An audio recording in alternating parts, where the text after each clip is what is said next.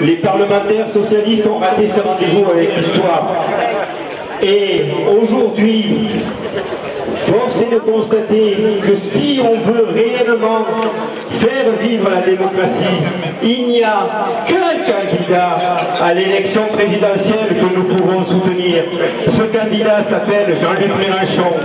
Il n'y a qu'un candidat à l'élection législative que nous pouvons soutenir. Si nous habitons à Prades-le-Lez, à Saint-Clément-de-Rivière, à Saint-Génie-d'Ifesse, au Matel, il s'appelle Yvan Garcia, il est à mes côtés.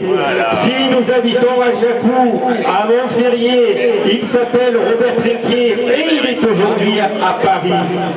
Donc oui, le vote utile, c'est le vote qui s'appuie, qui s'engage à faire fonctionner la démocratie.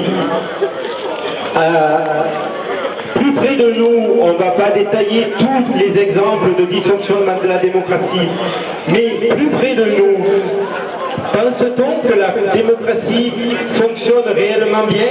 Y a-t-il une réelle volonté de mettre en œuvre la démocratie au niveau de l'agglomération, par exemple, quand il s'agit de dessiner une nouvelle ligne de tramway, au niveau de la commune de Prades, quand il s'agit de concevoir un nouveau groupe scolaire?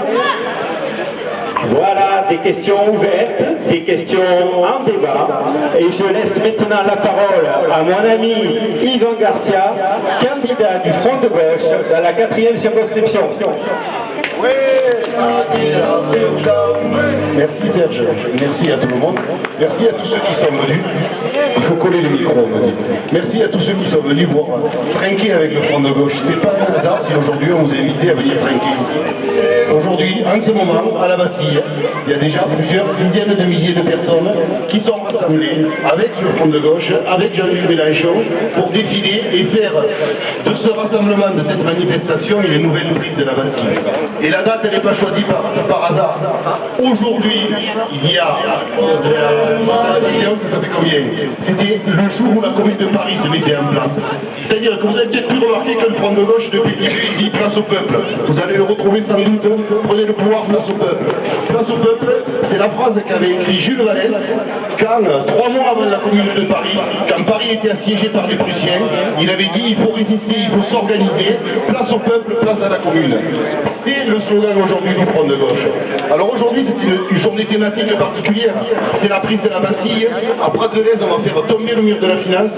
J'espère que vous nous donnerez un coup de main tout à l'heure. Et aujourd'hui, on l'a placé sur la thématique de la 6e République. Pourquoi la 6e République? La 6e République, parce qu'il est temps de changer de mode de fonctionnement. Il est temps qu'enfin les citoyens puissent être entendus. Il est temps que les députés représentent le peuple et que le président soit plus omniprésent. Il est temps que dans les entreprises, il puisse y avoir des droits pour les salariés. Aujourd'hui, dans le programme du Front de Gauche, il y a un certain nombre de propositions complètement innovantes. Et ce qu'il y a de miraculeux dans l'élan qui est en train de constituer le Front de Gauche, quand le Front de Gauche est en train de constituer, non pas le lendemain, mais il est en train de créer les possibles, c'est qu'on s'aperçoit que toute la campagne électorale baigne là-dedans. Quand aujourd'hui on dit qu'il faut résister à l'Europe telle qu'elle est construite, que ce n'est pas l'Europe que l'on veut, imaginez-vous qui est en train de dire la même chose aujourd'hui.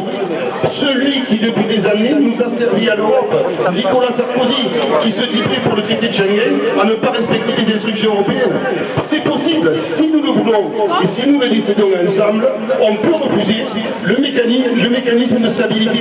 Vous savez, ce mécanisme dont vient de parler Serge, et qui vise à faire inscrire dans la Constitution le fait que les États n'auront plus le droit d'avoir de déficit, qui vise à faire inscrire dans la Constitution le fait que l'on continuera à être obligé d'emprunter de l'argent à des taux supérieurs à celui auquel empruntent les banques aujourd'hui. La 6e République, c'est aussi autre chose. Mélenchon prend l'habitude de dire qu'il sera le dernier président de la 5e République. Si on veut demain, en effet, que les fondements de la démocratie, la façon de faire travailler les gens ensemble, la façon de construire les textes législatifs soient différentes, ça veut dire qu'il faut redonner au Parlement un véritable pouvoir. Le pouvoir qu'aujourd'hui on ne lui donne plus. Donc on a besoin, avec cette 6e République, de créer une assemblée constituante. C'est une des bases. Demain, le député j'inviterai les députés du Front de Gauche, pour lesquels je ne doute pas que vous votiez, les députés du Front de Gauche contribueront à en effet créer les moyens pour qu'un petit peu partout en France, comme on le fait en ce moment avec les assemblées citoyennes, des gens se réunissent, des gens réfléchissent, des gens fassent des propositions, des gens donnent leurs idées, et qu'une assemblée constituante puisse poser des règles de nouveaux modes de fonctionnement démocratique. C'est ça la 6ème République, c'est partout. C'est dans l'entreprise, c'est dans les institutions. On a dit qu'on ne serait pas long, parce qu'on a dit qu'il y avait l'apéro. Moi, ce que je voudrais dire, avant que nous continuions à boire l'apéro, avant que d'aucuns viennent m'aider à démolir ce mur de la finance tout à fait symboliquement, pendant que les collègues à Paris, par dizaines de milliers, sont en train de prendre la Bastille, ce que je souhaiterais, c'est vous rappeler qu'on a consécutivement deux choses qui arrivent, deux échéances importantes. Et on est en train de démontrer au quotidien que des choses se passent. Il y a les élections présidentielles, et Jean-Luc Mélenchon, le candidat du Front de Gauche, et derrière il y a les législatives. Et ce sont les députés qui votent les lois. Et ce sont les députés qui travaillent avec les citoyens. Donc demain, dans 4 semaines, pour les élections législatives, le vote utile, celui qui est en train de tirer toute la campagne à gauche, celui qui est en train de faire avancer ce qui se dit dans les assemblées citoyennes, c'est le vote Front de Gauche, c'est le vote Jean-Luc Mélenchon. On me dit que je parle trop loin. Voilà, il faut que je parle comme ça. Et ensuite, après les présidentielles, il y a les législatives. Dans notre circonscription, il y a un candidat Front de Gauche, mais il y en a partout.